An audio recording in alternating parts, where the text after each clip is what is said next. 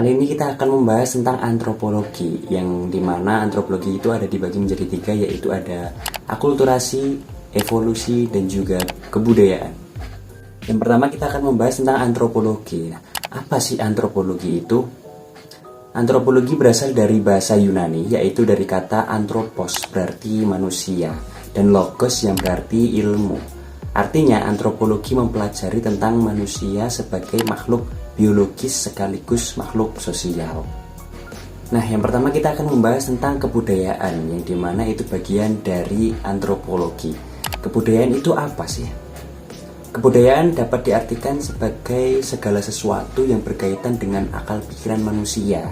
Dalam konteks ini, budaya merupakan gabungan dari kemampuan dan budi yang terwujud dalam tiga bentuk, yaitu ada cipta, karsa, dan rasa. Sementara itu, kebudayaan adalah hasil nyata dari ketiga unsur tersebut, yaitu hasil dari cipta, karsa, dan juga rasa. Nah, di sini ada menurut Kluckhohn dijumpai ada 7 unsur kebudayaan. Yang pertama di sini ada sistem bahasa atau perlambangan vokal. Itu sebagai sistem bahasa yang berfungsi sebagai alat komunikasi utama dalam masyarakat. Contohnya bahasa Indonesia. Dan kemudian yang kedua yaitu sistem pengetahuan yang mencakup pemahaman masyarakat tentang alam sekitar seperti flora dan fauna, tubuh manusia, perilaku sesama manusia, serta ruang dan waktu. Nah, kemudian yang unsur kebudayaan yang ketiga yaitu sistem organisasi sosial. Itu mengatur hubungan antar individu dalam masyarakat. Contohnya itu sistem hukum adat. Kemudian yang keempat yaitu sistem peralatan hidup dan teknologi, mencakup semua peralatan yang digunakan manusia. Contohnya itu untuk berburu, bertani, memasak, kemudian membuat pakaian dan transportasi yang terus berkembang seiring perkembangan zaman. Unsur kebudayaan yang kelima di sini ada sistem mata pencarian. Nah, sistem mata pencarian ini merupakan cara masyarakat memenuhi kebutuhan hidup. Contohnya itu bisa berupa berburu dan meramu, kemudian bercocok tanam, beternak, perikanan, perdagangan, hingga industri. Kemudian yang keenam di sini ada sistem religi, yaitu mempunyai wujud sebagai sistem keyakinan, gagasan tentang Tuhan, dewa-dewa, roh halus, neraka, surga, dan sebagainya. Kemudian yang terakhir di sini ada sistem kesenian yang berwujud gagasan-gagasan, ciptaan pikiran, kemudian cerita-cerita dan juga syair-syair yang indah. Kemudian kita akan membahas tentang evolusi, bagian dari antropologi yang kedua. Evolusi merupakan perubahan struktur tubuh makhluk hidup yang berlangsung secara perlahan-lahan dalam waktu yang sangat lama. Dalam waktu yang sangat lama ini tidak hanya berpuluh-puluh tahun tetapi berjuta-juta tahun. Nah, perubahan-perubahan pada evolusi ini disebabkan oleh kombinasi 3 proses utama evolusi pada kehidupan organisme, yaitu ada reproduksi, variasi, dan seleksi. Nah, penjelasannya yaitu bahwa evolusi itu secara seksual, maka keturunannya akan mempunyai sifat-sifat yang baru yang sangat bervariasi sebagai akibat mutasi atau transfer gen antar populasi dan antar spesies. Selanjutnya, melalui proses seleksi secara alami, maka perbedaan-perbedaan terwariskan ini menjadi lebih umum atau lebih bisa bertahan atau langka dalam waktu organisme atau populasinya.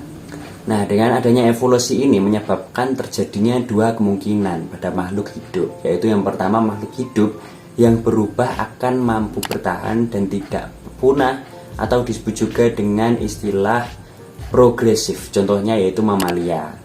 Kemudian yang kedua di sini makhluk hidup yang berubah atau berevolusi tersebut gagal bertahan hidup dan akhirnya punah atau disebut dengan evolusi regresif. Contohnya di sini dinosaurus. Nah, banyak juga orang-orang itu berpendapat bahwa manusia itu nenek moyangnya adalah kera, padahal bukan. Awal evolusi manusia adalah dari manusia modern. Nah, menurut Simmons mengemukakan bahwa hominid sudah ada semenjak 30 sampai 15 juta tahun yang lalu. Dengan bukti berdasar penelitian ditemukan fosil potongan gigi. Ciri hominid adalah bipedal atau berjalan dengan 2 kaki. Walaupun manusia makhluk yang mirip dengan kera, namun manusia bukan kera. Keadaan kera tidak berubah hingga sekarang, sedangkan manusia berkembang terus sejak manusia purba hingga manusia modern. karena adalah binatang dan tidak berbicara seperti manusia. Sedangkan manusia makhluk yang berpikir dan berbudaya, makhluk yang memiliki kemampuan mengelola isi dunia.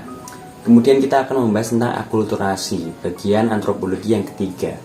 Akulturasi ialah proses sosial yang timbul apabila sekelompok manusia dengan suatu kebudayaan tertentu dihadapkan pada unsur-unsur dari suatu kebudayaan asing, sehingga unsur-unsur kebudayaan asing itu lambat laun diterima dan diolah ke dalam kebudayaan sendiri tanpa menyebabkan hilangnya kepribadian kebudayaan itu.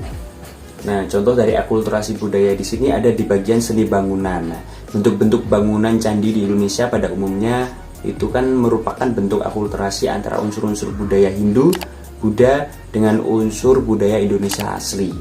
Bangunan yang megah, patung-patung perwujudan dewa atau Buddha, serta bagian-bagian candi dan stupa adalah unsur-unsur dari India. Bentuk candi-candi di Indonesia pada hakikatnya adalah punden berundak yang merupakan unsur Indonesia asli. Candi Borobudur merupakan salah satu contoh dari akulturasi budaya. Cukup sekian dari pembahasan kita kali ini. Jika ada saran atau kritik, kalian bisa komen di bawah.